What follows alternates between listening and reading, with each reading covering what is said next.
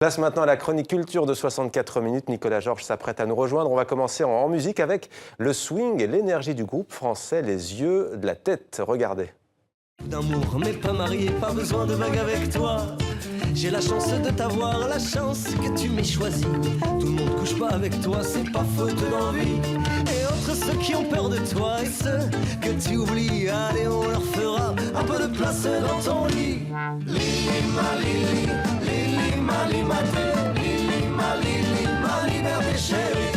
Lili ma Lili, Lili ma Limaté, Lili ma liberté chérie. J'ai traversé tant de pays en criant ton nom, liberté.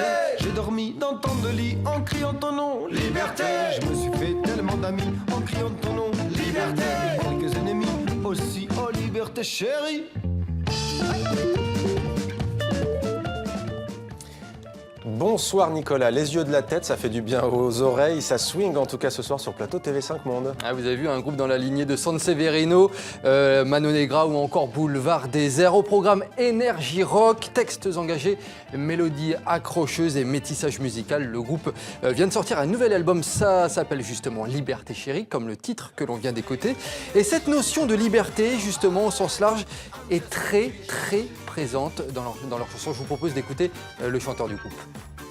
C'est pas du tout lié uniquement à la liberté politique, ça parle évidemment aussi de partir en voyage, de rencontrer des gens qu'on veut, de dormir dans tous les lits si on en a envie, de partager plein de choses, d'être sur la route. Et voilà, c'est juste, chacun peut voir la liberté comme il a envie de la voir, du moment qu'il suive ses envies les plus profondes, quoi. C'est un appel à l'émancipation de chacun aussi, de continuer à vivre pour son cœur, quoi, et pas de subir les pressions. Alors, ce qu'il faut savoir, c'est que le groupe est assez peu connu en France, mais ce sont des superstars dans le reste de l'Europe, notamment en Allemagne. Ils ont notamment donné 33 concerts cette année. Vous pouvez un peu imaginer, parfois ils jouent devant des milliers de personnes. Et ils le revendiquent, ils ne chantent qu'en français, un choix pleinement assumé. On met vraiment en avant l'envie d'écrire en français. Déjà, je pense que c'est le meilleur moyen pour pouvoir s'exprimer et trouver les bons mots pour nous qui sommes de langue maternelle francophone. Donc c'est absolument essentiel. Et paradoxalement, c'est ce qui nous permet aussi de énormément nous exporter. Parce que justement, je pense qu'on représente avec nos textes et aussi avec le style de musique qu'on fait, on représente une fenêtre de cette culture un petit peu francophone, parisienne. Et du coup, c'est ce qui nous permet d'aller diffuser nos messages en Allemagne, en Italie, en Angleterre, en Belgique aussi. I don't speak English.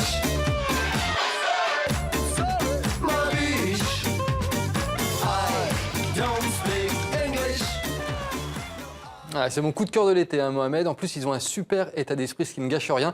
Ils sont en tournée actuellement en France et dans toute l'Europe. On va essayer d'aller les voir en concert bientôt. Faire la fête, les pieds dans le sable en plein Paris, c'est possible, Nicolas. Ça se passe à la plage Glazard en ce moment même. Hein. Ouais, c'est tout simplement le plus grand festival en plein air à Paris durant cet été. Plusieurs concerts sont programmés chaque jour. Techno, rock, musique du monde, chansons françaises.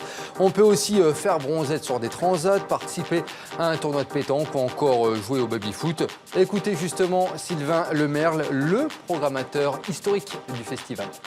L'objectif, en fait, c'était de créer une oasis musicale en fait, et dépaysante à Paris.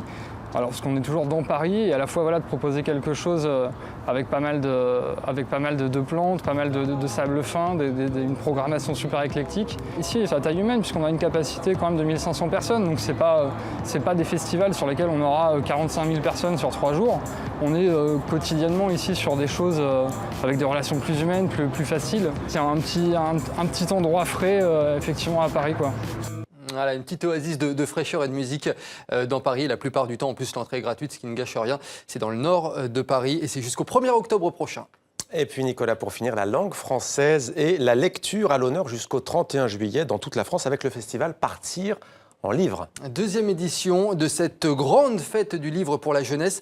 Au programme, plus de 1500 événements, ateliers de lecture et d'écriture, spectacles, rencontres avec des auteurs et des illustrateurs ou même des librairies éphémères sont installées dans la rue.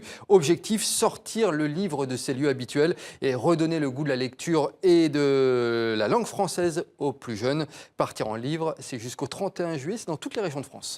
Merci beaucoup Nicolas pour cette chronique culture 100% francophone. C'était Demander le programme. À demain. À demain.